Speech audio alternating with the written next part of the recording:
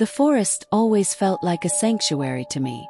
Its dense canopy of leaves and the comforting rustle of branches in the breeze had always been my escape from the noise of the world.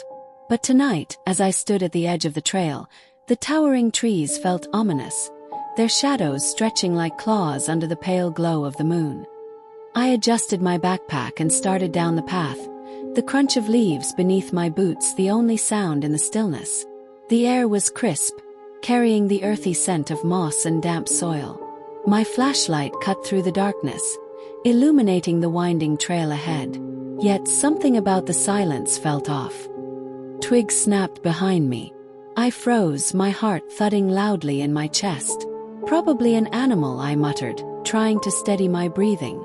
But when I turned, my flashlight revealed nothing. The trail behind me was empty, the trees standing still as if they'd witnessed nothing. Shaking off the unease, I continued walking. But the feeling of being watched grew stronger with every step. The hair on the back of my neck prickled, and I found myself glancing over my shoulder more often than I'd like to admit. Each time, I saw nothing but the endless shadows of the forest. Then I heard it again. Another snap, this time closer. My flashlight wavered as my hands trembled. "Hello," I called out, my voice sounding small against the vastness of the woods. No response. Just the oppressive silence that now felt more like a predator than a companion. Panic began to creep in. I quickened my pace, my boots crunching louder against the forest floor. The trail twisted and turned, the trees forming a labyrinth around me. I felt trapped, my sanctuary now a maze I wasn't sure I could escape. That's when I saw them. At first, it was just a flicker of movement at the edge of my flashlight's beam. Then another. Slowly, figures began to emerge from the shadows, draped in black hoods that seemed to swallow the moonlight. My blood turned to ice. That's when I saw them. At first, it was just a flicker of movement at the edge of my flashlight's beam. Then another. Slowly, figures began to emerge from the shadows, draped in black hoods that seemed to swallow the moonlight. My blood turned to ice. That's when I saw them. At first, it was just a flicker of movement at the edge of my flashlight's beam. Then another. Slowly, figures began to emerge from the shadows, draped in black hoods that seemed to swallow the moonlight. My blood turned to ice. I turned and ran. The path blurred beneath my feet as I sprinted, the flashlight bouncing wildly in my hand. Branches clawed at my arms and face, but I didn't care. All I knew was that I had to get away. The sound of footsteps behind me confirmed my worst fears. They were following. Their pace was steady, relentless, the crunch of leaves echoing in the darkness. I pushed myself harder, my lungs burning and my legs screaming for rest. I veered off the trail, hoping to lose them in the denser part of the forest. The underbrush snagged at my clothes, but I forced my way through. My flashlight caught glimpses of twisted roots and gnarled branches, but no matter how far I ran, the footsteps stayed close. My foot caught on a root, and I went down hard, the flashlight slipping from my grasp. Pain shot through my ankle as I scrambled to retrieve it. The beam flickered and landed on one of the figures, now much closer. The hood obscured their face, but I could feel their gaze boring into me. "Leave me alone," I screamed, my voice raw with terror. The figure tilted its head, as if amused by my plea. The others emerged from the shadows, forming a semicircle around me. My heart pounded as I realized there was no escape. I clutched the flashlight like a weapon, the beam shaking as I pointed it at them. "Stay back," I warned. They didn't move. Instead, a low, chilling hum began to rise from the group, a sound that seemed to vibrate through the very ground beneath me. The hum grew louder, more discordant, until it felt like it was inside my head. I clapped my hands over my ears, but it didn't help. The figures stepped closer, their movements synchronized, almost ritualistic. My flashlight flickered again, threatening to plunge me into total darkness. Desperation took over. I swung the flashlight wildly, the beam slicing through the shadows. "What do you want from me?" cried. The hum stopped abruptly, replaced by a silence so heavy it felt like the forest itself was holding its breath. One of the figures stepped forward, its hand emerging from the folds of its cloak. In its palm was a small, glinting object, a silver pendant, identical to the one I'd lost years ago. My breath hitched. How could they have it? Who were they? The figure placed the pendant on the ground and backed away, joining the others. They stood there waiting, as if daring me to approach. Against my better judgment, I inched forward, my curiosity warring with my fear.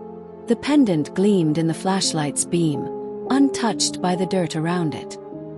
As soon as my fingers closed around the pendant, the figures dissolved into the shadows, vanishing as if they'd never been there. The oppressive silence lifted, replaced by the distant sound of an owl hooting. I was alone again, clutching the pendant tightly. I stumbled back onto the trail, my mind racing. Who were they? Why had they been following me? And how did they have this pendant? My ankle throbbed with every step, but I didn't stop until I reached the edge of the forest. The safety of my car felt surreal. I locked the doors and sat there, staring at the pendant in my hand. Its intricate design was unmistakable. It was mine, but it looked as if it hadn't aged a day. Questions swirled in my mind, but no answers came. That night I couldn't sleep. The figures haunted my dreams, their hooded forms blending into the darkness. The pendant sat on my nightstand, a tangible reminder of the nightmare I'd escaped. Or had I? The feeling of being watched hadn't left me. Days passed, but the unease lingered. I avoided the forest, but the memory of that night clung to me like a shadow. Sometimes, I'd catch glimpses of movement in the corner of my eye or hear the faint hum in the distance. They were still out there. I could feel it. The forest, once my sanctuary, was now a place of fear and unanswered questions. I didn't know who the hooded figures were or what they wanted, but I knew one thing for certain. The pendant wasn't just an object. It was a link to something far darker, and I wasn't sure if I'd ever be free of it.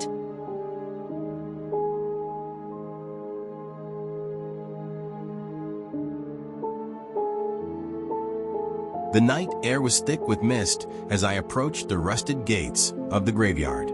It wasn't my first time visiting Danny's grave, but something about tonight felt different.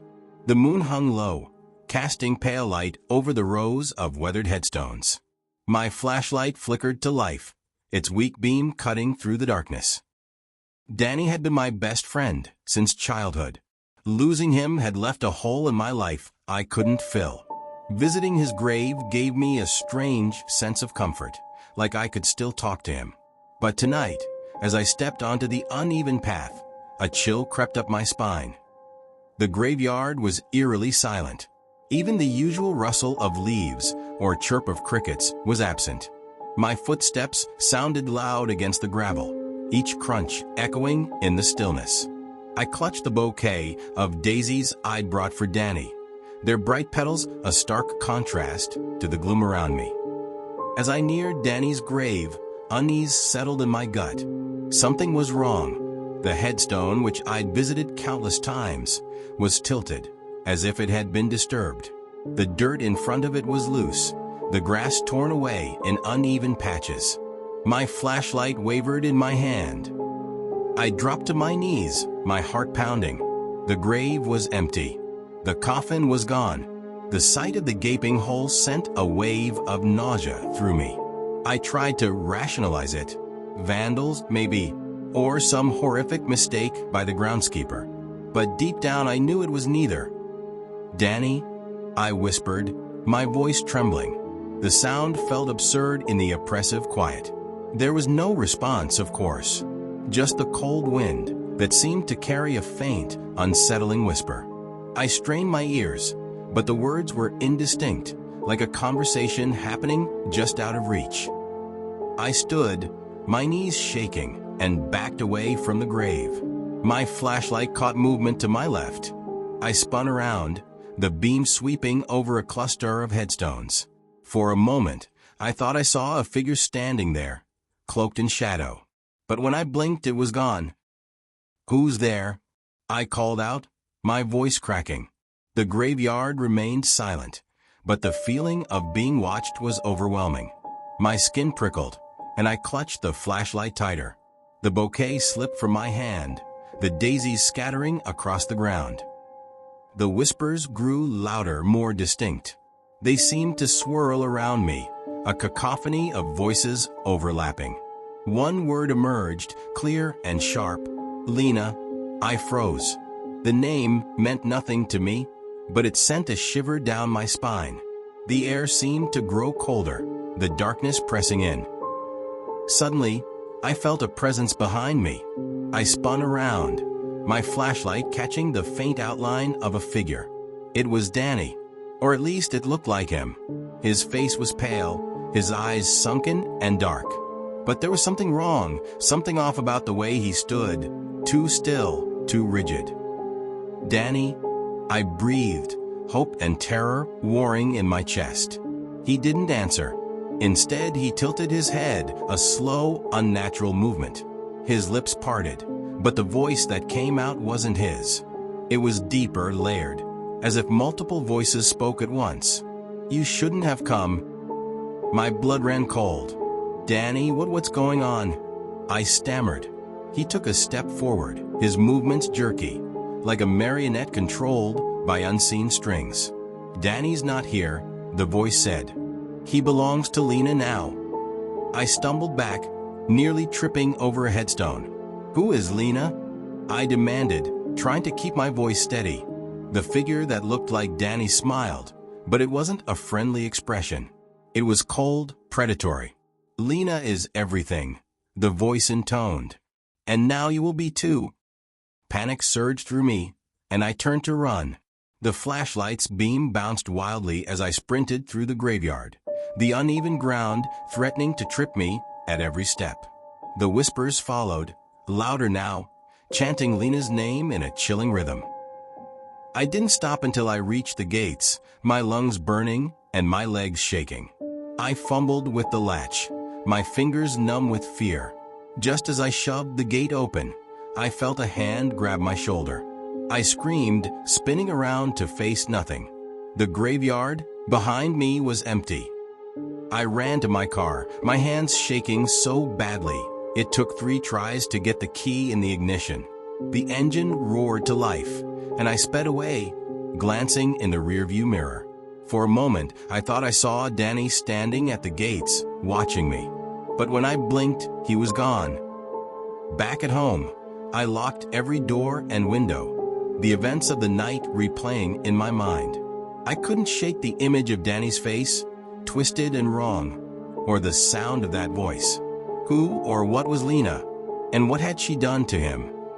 Over the next few days, strange things began to happen. I'd wake up to find dirt tracked across my floor, as if someone had walked through my apartment. Objects would move on their own, small but unmistakable shifts. And always, in the distance, I'd hear the faint whisper of that name, Lena. I tried to research the name, but every lead seemed to dead end in folklore and myths. Lena was a spirit, a demon, a force of possession and corruption. The stories varied, but one thing was consistent. Those who encountered Lena rarely escaped her grasp. One night, as I sat in my apartment, the lights flickered and went out. The room plunged into darkness, and I felt the familiar chill wash over me. The whispers began, louder than ever, echoing off the walls. And then I saw him, Danny, or whatever Lena had turned him into, standing in the doorway. His eyes glowed faintly, and that predatory smile curved his lips. "It's time," the voice said. The last thing I heard before the darkness consumed me was the chant, relentless and inescapable. Lena.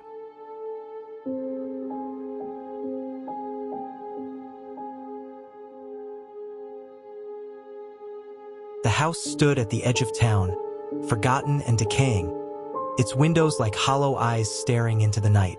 For years, it had been the subject of ghost stories and dares, but no one had dared venture inside. Until tonight, the 4 of us, bored and full of teenage bravado, decided to change that. "This is a terrible idea," Sarah whispered as we climbed through the broken fence that surrounded the property. Her voice wavered, but she followed us anyway. "Nothing's going to happen," Mike said, flashing his phone's flashlight toward the overgrown yard. "It's just an old house." Alex, always the fearless one, led the way. "Come on, it'll be fun," he said, grinning as he pushed open the front door. It creaked ominously, the sound echoing through the cavernous interior. Dust hung heavy in the air, and the faint smell of rot made me gag. "Are you guys sure about this?" I asked, my voice barely above a whisper. My flashlight revealed peeling wallpaper, broken furniture, and graffiti scrawled across the walls. The house felt alive, its silence oppressive, as though it were watching us. "Don't be such a wimp," Kendall, Alex teased, venturing deeper into the house. "Let's check out the basement. That's where all the good ghost stories happen." Sarah groaned, but followed, clutching her flashlight like a lifeline. Mike and I exchanged uneasy glances, but trailed behind. The basement door was ajar, revealing a staircase that plunged into darkness. Alex went first, his laughter echoing as he disappeared below. Sarah hesitated, then followed, muttering curses under her breath. Mike nudged me. "Let's get this over with," he said, and we descended into the gloom. The basement was colder than the rest of the house, the air damp and heavy. Our flashlights illuminated cobwebs, rusted pipes, and piles of forgotten junk. Alex was nowhere in sight. "Alex!" Sarah called, her voice trembling. Silence answered her. "This isn't funny, Alex," I said, my voice bouncing off the walls. A faint sound caught my attention, a scraping noise, like something being dragged. "Did you hear that?" I asked. Mike nodded, his face pale. "We should go," he said. Suddenly, Sarah screamed. Her flashlight clattered to the ground, its beam flickering wildly. "Sarah!" I yelled, rushing toward her. But she was gone. The only trace of her was her flashlight, spinning on the floor. "This isn't happening," Mike muttered, backing away. "We need to leave," I said, grabbing Mike's arm. But as we turned to head back upstairs, the basement door slammed shut. The sound reverberated through the room, followed by an eerie, guttural laugh. "Who's there?" Mike shouted, his voice cracking. The laughter stopped, replaced by a low whisper that seemed to come from everywhere at once. I couldn't make out the words, but the tone was malevolent. Mike and I clung to each other, our flashlights flickering as the shadows around us seemed to grow thicker. "Alex! Sarah!" I called, my voice hoarse, but there was no response. Instead, the scraping noise returned, louder this time. It was coming from the far corner of the basement.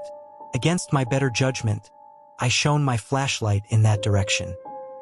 The beam landed on a figure hunched in the shadows. At first, I thought it was Alex, but as the figure turned toward us, I realized it wasn't human. Its eyes glowed faintly, and its mouth twisted into a grin that stretched too wide. "Run," I whispered. Mike didn't need to be told twice. We bolted toward the stairs, but the door at the top remained stubbornly shut. The thing in the corner moved, its movements jerky and unnatural, as if it were learning how to walk. "Help us!" I screamed, pounding on the door. Mike's flashlight went out, plunging him into darkness. "Kendall!" he shouted, but when I turned to grab him, he was gone. Just like Sarah, he had vanished without a sound. I was alone, the shadows pressing in around me. "What do you want?" I yelled, my voice breaking. The whispering returned, louder now, overlapping voices that spoke in a language I couldn't understand. The thing in the corner stepped closer, its form flickering like a bad signal. I scrambled up the stairs, banging on the door with all my strength.